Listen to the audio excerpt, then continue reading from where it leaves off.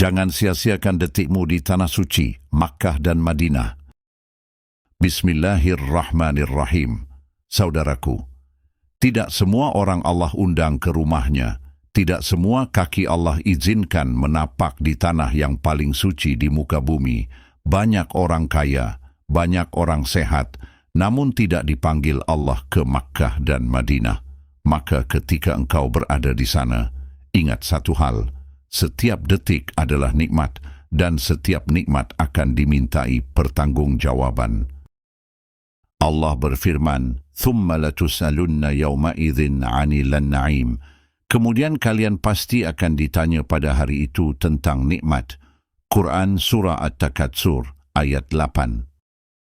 Luruskan niat. Jangan datang kosong, jangan biarkan tubuhmu di tanah suci, namun hatimu sibuk dengan dunia.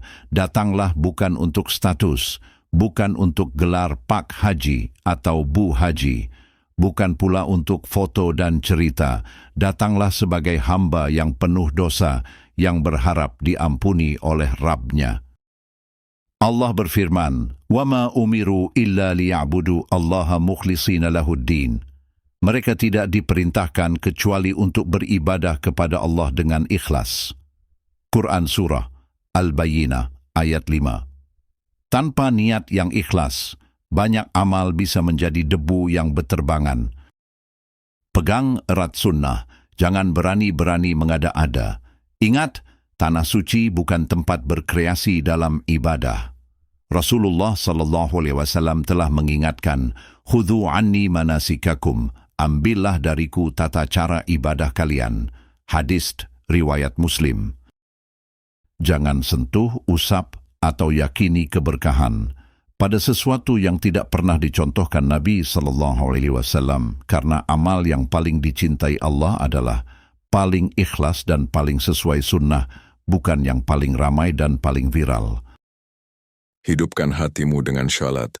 Ketika azan berkumandang di Masjidil Haram atau Masjid Nabawi, sadarkah engkau, pahala sholatmu dilipat gandakan berkali-kali lipat, namun sayangnya, ada yang datang terlambat, ada yang sholat sambil lelah dan terburu-buru, bahkan ada yang pikirannya melayang ke hotel dan belanja.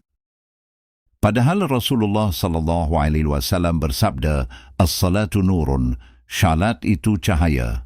Hadis riwayat Muslim. Biarkan cahaya itu menghidupkan hatimu, bukan sekadar menggugurkan kewajiban. Tawaf, zikir, dan Quran, jangan sia-siakan. Di Makkah ada ibadah yang tidak bisa engkau lakukan di tempat lain. Tawaf di sekeliling Ka'bah. Setiap langkah menghapus dosa, setiap putaran mengangkat derajat. Namun, ada yang tawaf sambil bercanda, ada yang sibuk merekam, ada yang lupa bahwa ia sedang berjalan mengelilingi rumah Allah. Perbanyak zikir, doa, tilawah Al-Quran, karena Rasulullah SAW bersabda, "Khairukum man ta'allama al-Qur'ana wa 'allamah." Hadis riwayat Bukhari. Madinah, tempat menumbuhkan cinta dan adab. Ketika engkau berada di Madinah, sadari bahwa engkau sedang berjalan di kota yang pernah dipijak kaki Rasulullah SAW. Ziarahlah dengan adab. Sampaikan salam dengan penuh hormat. Namun jangan meminta kepada Nabi karena beliau telah wafat. Rasulullah SAW bersabda, "La taj'alu qabri 'idan." Jangan jadikan kuburanku sebagai perayaan. Hadis riwayat Abu Dawud. Cinta kepada Nabi bukan dengan berlebihan, tetapi dengan mengikuti sunnahnya. Sabar, inilah ujian haji yang sebenarnya. Desakan, panas, antrian panjang, ujian akhlak. Allah berfirman, "Fala rafatha wala fusuqa wala jidala fil haji." Tidak boleh berkata kotor, berbuat fasik, dan bertengkar dalam haji. Quran Surah Al-Baqarah ayat 197. Haji mabrur bukan hanya ibadah yang benar, tapi akhlak yang berubah. Pesan terakhir, saudaraku, kita tidak tahu apakah ini kunjungan terakhir kita ke Tanah Suci. Bisa jadi ini tawaf terakhirmu. sujud terakhirmu, air mata terakhirmu di depan Ka'bah. Maka jangan pulang hanya membawa oleh-oleh, tapi pulanglah membawa ampunan, hati yang hidup, tauhid yang lebih lurus, sunnah yang lebih dijaga. Semoga Allah menerima amal kita, mengampuni dosa-dosa kita, dan menjadikan haji serta umrah kita mabrur dan diterima. Amin ya Rabbal Alamin.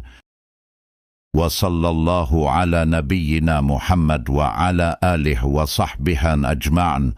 Walhamdulillahi Rabbil Alamin.